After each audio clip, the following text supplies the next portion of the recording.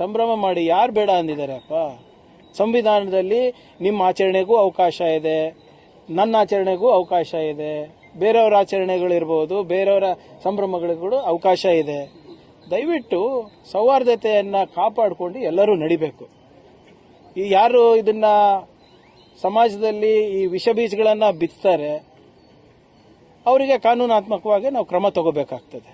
I am here to ensure that there is law and order maintained in the state. BJP ಅವ್ರು ಏನಾದ್ರು ಅನ್ಕೊಳ್ರಿ, BJP ಅವ್ರ ಕೆಲಸನೇ ಅದು. ಈಗ ಅಶೋಕ್ ಅವರೇ ಹೇಳಿಲ್ವಾ ಒಂದ್ಸರಿ ಒಂದು ಇಂಟರ್ವ್ಯೂನಲ್ಲಿ, ನಾವು ಮುಸ್ಲಿಂ ಅಂತ ಹೇಳಿಲ್ಲ, ನಾವು ಪ್ರಚೋದನೆ ನೀಡಿಲ್ಲ ಅಂದ್ರೆ ನಮ್ದು ರಾಜಕೀಯ ಭವಿಷ್ಯನೇ ಇಲ್ಲ ಅಂತ. ಇದು ನಾನೆಲ್ಲ ಹೇಳಿದ್ದು, ವಿರೋಧ ಪಕ್ಷದವ್ರು ನಾಯಕರು ಹೇಳಿರೋದು. ಮರ್ತೋಗ್ಬಿಟ್ಟಿದಾರ ಅವರು? ನೋಡಿ, ನಿಮ್ಮ ಇದು ಯಾವುದೋ ಒಂದು ಚಾನೆಲ್ಗೆ ಇಂಟರ್ವ್ಯೂ ಕೊಟ್ಟಿದ್ರು, ತೆಗೆದು ನೋಡಿ ನಿಮ್ಮ ಆರ್ಕೈವ್ಸ್ ಅಲ್ಲಿ. ಮುಖ್ಯಮಂತ್ರಿಗಳು ಡೆಲ್ಲಿಗೆ ಹೊರಟಿದ್ದಾರೆ. ಕ್ಯಾಬಿನೆಟ್ ಎಕ್ಸ್ಪಾನ್ಷನ್ ಅಥವಾ ಒಂದು ಉಳಿದಿರೋ ಸೀಟನ್ನ ಫಿಲ್ ಮಾಡೋ ವಿಚಾರಕ್ಕ ಅಥವಾ ಎಂಎಲ್ಸಿ ವಿಚಾರಕ್ಕ? ನೋಡಿ, ಹಲವಾರು ವಿಚಾರಗಳಿರ್ತದೆ ನಮ್ಮ ಹೈಕಮಾಂಡ್ ಜೊತೆ ಚರ್ಚೆ ಮಾಡೋದು. ಅದು ಮಾನ್ಯ ಮುಖ್ಯಮಂತ್ರಿಗಳು ಚರ್ಚೆ ಮಾಡ್ಕೊಂಡು ಬರ್ತಾರೆ. ಅದರಲ್ಲಿ ಆಶ್ಚರ್ಯ ಏನಿದೆ? Will there be any reshuffle, sir? Whatever it is, it's at the discretion of the chief minister. So it's not. ಅಂದ್ರೆ ಈಗ ರೂಮರ್ ಪ್ರಕಾರ ಸರ್, ಮತ್ತೆ ರೂಮರ್ಗೆ ನೋಡಿ, ಗಾಳಿ ಸುದ್ದಿಗೆ ಏನಂತ ಉತ್ತರ ಕೊಡ್ಲಿ? ರೂಮರ್ಗೆ ಉತ್ತರ ಕೊಡಲ್ಲ. ಆದ್ರೆ ಈಗ ಸ್ಪೆಕ್ಯುಲೇಷನ್ ಮತ್ತೆ ಯಾವ ತರ ಇದೆ? ನಾಗೇಂದ್ರ ಈಗ ರೂಮರ್ ಸ್ಪೆಕ್ಯುಲೇಷನ್ ಏನು ವ್ಯತ್ಯಾಸ? ನಾಗೇಂದ್ರ ಇಲ್ಲ, ಪರ್ಯಾಯ ಪದಗಳು ಯೂಸ್ ಮಾಡಿದ್ರೆ ಉತ್ತರ ಬರ್ತದ? ನಾಗೇಂದ್ರ ಅವರು, ಜಮೀರ್ ಅವರು ರಿಸೈನ್ ಮಾಡಬಹುದು. ಅಲ್ಲಿ ಅನ್ನಪೂರ್ಣ ತುಕಾರಾಮ್ ಅವರು ಕೃಷ್ಣಪ್ಪ ಅವ್ರಿಗೆ ಸ್ಥಾನ ಕೊಡುವಂತ ಸಾಧ್ಯತೆ. ಒಂದ್ ಕೆಲಸ ಮಾಡ್ಬಿಡಿ ಸರ್, ನೀವೇ ಒಂದ್ ಪಟ್ಟಿ ಕೊಟ್ಬಿಡಿ, ಅದೇ ಹೋಗಿ ಸ್ಯಾಂಕ್ಷನ್ ಮಾಡಿ ಬರ್ತಾರೆ ಸಿಎಂ. ಸುಮ್ನೆ ನೀವು ಇರೋರೆಲ್ಲ ನಮ್ಮ ಸ್ನೇಹಿತರು, ನೀವು ಇವ್ರು ಒಂದ್ ಪಟ್ಟಿ ಕೊಡ್ತಾರೆ, ಇವ್ರೊಂದ್ ಪಟ್ಟಿ ಕೊಡ್ತಾರೆ, ಇವ್ರೊಂದ್ ಪಟ್ಟಿ ಕೊಡ್ತಾರೆ. ಅದಕ್ಕೆಲ್ಲ ನಾವು ಹೆಂಗ್ ಉತ್ತರ ಕೊಡಕ್ಕಾಗ್ತದೆ? ಎಐಸಿಸಿ ಕ್ಲಾರಿಫಿಕೇಶನ್ ಕೊಟ್ಟಿಲ್ಲ ಸರ್, ಅಥವಾ ಏನಕ್ಕೆ ಕೊಡ್ಬೇಕು ಎಐಸಿಸಿ ಕ್ಲಾರಿಫಿಕೇಶನ್? ಇಲ್ಲ, ಗೊಂದಲ ಯಾರಲ್ಲಿದೆ? ಎಐಸಿಸಿ ನಲ್ಲಿ ಇದೆಯಾ?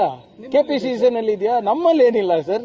ನೀವು ಹುಟ್ಟಿಸ್ತಾ ಇರೋದೀಗ ಮಧು ಅವ್ರು ಕೇಳ್ತಾ ಇರೋದ್ರಿಂದ, ಅಭಿ ಅವ್ರು ಕೇಳ್ತಾ ಇರೋದ್ರಿಂದ ಗೊಂದಲ ಆಗ್ತಾ ಇರೋದು. ಇಲ್ಲಿದ್ರೆ ಯಾರು ಕೇಳೇ ಇಲ್ಲ. ಇಲ್ಲಿ ನೋಡಿ, 106 ಜನ ನಮ್ಮ ಕಾರ್ಯಕರ್ತರು, ಯಾರು ಗೊಂದಲ ಇದೆ ಕೇಳಿ. ಪ್ರಕರಣಗಳ ಪಟ್ಟಿನ ಕೇಳಿದಂತ ಸಂದರ್ಭದಲ್ಲಿ ಯಾವ ಪ್ರಕರಣಗಳು ಇಲ್ಲ ಅಂತ ಹೇಳಿದ್ರೆ ಅದೊಂದು ಸಾಮಾಜಿಕ ಜಾಲತಾಣದಲ್ಲಿ ಒಂದು ಪರ ವಿರೋಧ ಮಾತುಕತೆ ಆಯ್ತು. ಅದು ನನ್ಗೇನ್ ಸಂಬಂಧ? ನಾವು ಇದ್ದಂಗೆ ಹೇಳ್ಬೇಕಲ್ಲ. ಈ ಬಿಜೆಪಿದವರು ಮೂರ್ಖರು. RSS ವಿರುದ್ಧ ಕೇಸ್ ಇದೆಯಾ ಇಲ್ಲ ಅಂತ ಕೇಳಿದರೆ ಇಲ್ಲ ಅಂತಾನೆ ಹೇಳಿದೀವಿ. ಯಾಕಿಲ್ಲ? ಯಾಕಂದ್ರೆ ಅವ್ರ ನೋಂದಣಿನೇ ಇಲ್ಲ. ಈಗ ನಾನು ಅದೇ ಹೇಳ್ತಾ ಇರೋದಲ್ಲ, ನೋಂದಣಿ ಮಾಡಿಸ್ಕೊಳ್ರಪ್ಪ, ಕಾನೂನಾತ್ಮಕವಾಗಿ ಬನ್ನಿ, come with the legal framework. ನೀವೇನು ಎಲ್ಲರಿಗಿಂತ ದೊಡ್ಡವರಲ್ಲ. ಅದು ನಾನು ನೋಡಿದೆ, ನಾರಾಯಣ ಸ್ವಾಮಿ ಚೆಲುವಾದಿಯವರು, ಬಿಜೆಪಿಯವರು ನೋಡಿದ್ರ ಇಲ್ಲಿ ಶೂನ್ಯ ಪ್ರಕರಣಗಳಿದೆ ಅಂತ ಹೇಳ್ತಾ ಇದ್ದಾರೆ. ಹೌದು, ಇವರೆಲ್ಲ ವಾಟ್ಸ್ಆಪ್ ಯೂನಿವರ್ಸಿಟಿನಲ್ಲಿ ಕಲ್ತು ಬಂದವರು ಇವ್ರಿಗೆ. How can I ban an organisation that does not exist? ಅಸ್ತಿತ್ವದಲ್ಲೇ ಇಲ್ಲ ಇವರು. ಅದಕ್ಕೆ ನಾನು ಹೇಳ್ತಾ ಇದ್ದೀನಿ, ದಯವಿಟ್ಟು ನೋಂದಣಿ ಮಾಡಿಸಿ. ನಿಮ್ ನೋಂದಣಿ ಶುಲ್ಕವನ್ನ ನಾನೇ ಕಟ್ತೀನಿ. ನಾನು ನಿನ್ನೆ ಕೂಡ ಹೇಳಿದ್ದೀನಿ ಮಾಧ್ಯಮ ಸ್ನೇಹಿತರಿಗೆ, ಕರ್ನಾಟಕ ರಾಜ್ಯದಲ್ಲಿ ನೀವು ಎಷ್ಟು ಶಾಖಗಳಿವೆ ಎಲ್ಲಾನು ರಿಜಿಸ್ಟರ್ ಮಾಡಲಿಕ್ಕೆ ನಾನು ನನ್ನ ಶಾಸಕರ ಅನುದಾನದಿಂದ, ನನ್ನ ಸಂಬಳದಿಂದ ಕೊಡ್ತೀನಿ. ಬೇಕಾದ್ರೆ ನಮ್ದೇನಾದ್ರೂ ಒಂದ್ ಸ್ವಲ್ಪ ಏನಾದ್ರೂ ಬೇರೆ ಮಾರಾಟ ಮಾಡೋದು ಅದನ್ನೂ ಮಾಡ್ತೀನಿ ಬೇಕಿದ್ರೆ. ಬಟ್ ನೋಂದಣಿ ಶುಲ್ಕ ನಾನೇ ಕೊಡ್ತೀನಿ. ಬೇಕಿದ್ರೆ ರಾಷ್ಟ್ರಾದ್ಯಂತ ಮಾಡ್ಬೇಕಂದ್ರೂ ಕೂಡ ನಾವೇ ಕೊಡಿಸ್ತೀವಿ. ಪೊಲಿಟಿಕಲ್ ಹೇಳಿಕೆಗಳಿಗೆ ಮಾತ್ರ ಸೀಮಿತ ಆಗ್ತಿದೆ. ಯಾಕಂದ್ರೆ ನೀವು ಚಾರ್ಜ್ ತಗೊಂಡು 2.5-3 ತಿಂಗಳು ಆಗ್ತಾ ಬಂದಾಗ ನೀವು ಇದನ್ನ ಇನ್ಸಿಸ್ಟ್ ಮಾಡ್ತಾ ಇದೀರಾ. ಅವರು ಇದನ್ನ ಯಾವುದೇ ಕಾರಣಕ್ಕೂ ಸೀರಿಯಸ್ ಆಗಿ ತಗೊಂಡಂತ ಕಾಣ್ತಿಲ್ಲ. ಮತ್ತೆ ಯಾಕೆ ಉತ್ತರ ಕೊಡ್ತಾ ಇದ್ರೆ? ಮೋಹನ್ ಭಾಗವತ್ ಅವ್ರು ಯಾವತ್ತನ ಉತ್ತರ ಕೊಟ್ಟಿದ್ರ ನಿಮ್ಗೆಲ್ಲರಿಗೂ? ಮೋಹನ್ ಭಾಗವತ್ ಅವ್ರು ಇರ್ಬೋದು, ದತ್ತಾತ್ರೇಯ ಹೊಸಬಾಳೆ ಅವರಿರ್ಬೋದು, ಸಂತೋಷ್ ಜಿ ಅವರಿರ್ಬೋದು, ಯಾವತ್ತನ ಉತ್ತರ ಕೊಟ್ಟಿದ್ರ ಸರ್ ನಿಮ್ಗೆ? And if I am so irrelevant, ನನ್ನ ಹೇಳಿಕೆಗಳಿರ್ಬೋದು, ನಾನು ಕೇಳ್ತಾ ಇರೋ ಪ್ರಶ್ನೆಗಳಿರ್ಬೋದು ಅಪ್ರಸ್ತುತ ಇದ್ರೆ ಉತ್ತರ ಯಾಕ್ರಿ ಕೊಡ್ತಾ ಇದ್ದೀರಾ? ನಿಮ್ಗೆ ಧೈರ್ಯ ಇದ್ರೆ ನನಗೆ ಕ್ರಿಮಿನಲ್ ಡಿಫಮೇಷನ್ ಕೇಸ್ ಹಾಕ್ಸಿದಿರಲ್ಲ, ಸಮನ್ಸ್ ಕೊಡ್ಸಿದಿರಲ್ಲ, ಬನ್ನಿ ಉತ್ತರ ಕೊಡ್ತೀನಿ ಕೋರ್ಟಲ್ಲಿ ನಿಮ್ಗೆ. ನಿನ್ನೆನೂ ಯಾರೋ ಕೇಳ್ತಾ ಇದ್ರು, ಸರ್ ರಿಜಿಸ್ಟ್ರೇಷನ್ ಯಾಕೆ ಬೇಕು? ಮೋದಿ ಅವರಿದ್ರ ಮೆಂಬರ್ ಇದ್ದಾರೆ, ಅಮಿತ್ ಶಾ ಅವರಿದ್ರ ಮೆಂಬರ್ ಇದ್ದಾರೆ, ಯಡಿಯೂರಪ್ಪ ಅವರಿದ್ರ ಮೆಂಬರ್ ಇದ್ದಾರೆ, ಅಶೋಕ್ ಅವರಿದ್ರ ಮೆಂಬರ್ ಇದ್ದಾರೆ ಅಂತ. ಎಕ್ಸಾಕ್ಟ್ಲಿ ಮೈ ಕೇಸ್. ಇಷ್ಟೊಂದು ಪ್ರಭಾವಿ ನಾಯಕರು RSSನ ಪ್ರಚಾರಕರಿದ್ದಾಗ, ಸದಸ್ಯರಿದ್ದಾಗ ನೋಂದಣಿಯಿಂದ ಯಾಕೆ ಎದುರ್ತಾ ಇದ್ದೀರಾ?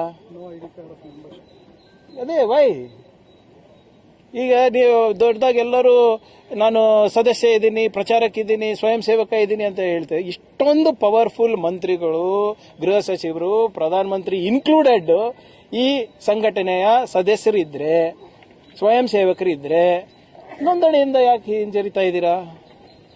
Sir, after your answer in assembly, now the BJP leaders are targeting once again you over this RSS issue, where you said There are a bunch of fools. How will you ban an organization that is not even registered? How will I file a case against an organization that is not even registered? And my demand is extremely clear. If you are going to do a march past on my streets in Karnataka, I want to know who you are. Register, I will give you the best bandobast possible. I will give you more than that if you want. But tell me who you are. Ultimately, the Department of Home is footing that bill, right? Of providing bandobast to these people. So if I do it for anybody else, will you agree? So all I'm asking is, please tell us who you are. Please get registered. If you don't have funds to get registered, I will ensure I will pay from my MLA salary. are you guessing, sir, the government Instead is of planning instead with of the mentioning that delimitation there are draft? no cases registered, Delimitation draft, the sir. mention could have been the organization. No. See, the question was very clear by a BJP member. How many cases are registered against RSS? There is no. The question should have been, how many people who are affiliated to RSS have cases? Then the list would have been long. You get the difference? They have asked, does RSS have any case? RSS does not have any case. Do the people who are affiliated with RSS, do they have cases? Thousands. In fact, one of the pracharaks has a POXO case. In your state. In my state. He held the highest office, RSS pracharak, who has been seen in RSS shots. So, if they had asked me how many cases are registered against people affiliated to RSS, the list would have been long. And you also know who all are there. Sir, how about this subcommittee, sir? How will it work? Because you are See, saying the about subcommittee is formed to figure out reforms for recruitment in education, in government jobs as well as in education. The government of Karnataka already has prepared a draft bill of preventing corruption in government recruitment. And the draft rules also are ready for public, for their feedback. In fact, it just got done yesterday. So if they have any feedback to give, we will ensure that is also added to the new frame of rules of the bill. And we will be ensuring that we give transparent governance and will ensure transparent recruitment to all the posts that have been declared open for recruitment. So the longest pause in parliament, do you somewhere smelling that the government in the background may be preparing for the delimitation bill? They are preparing for that from how many years? Not now. They got it in the garb of women reservation, if you remember. It's not my statement. Mr. Amit Shah on the floor of the House said the women reservation is linked to delimitation commission. That's why they withdrew, no? Women's bill is already passed. If they are serious, they could have done it that time only. They can still do it if they want to. Sir, what do you want to say to those vigilantes in Karnataka? Because time and again... Already I have answered. No vigilantism will be allowed in Karnataka, irrespective of your caste, irrespective of your religion. If you take law in your hands, I will have to ensure that you will be in jail.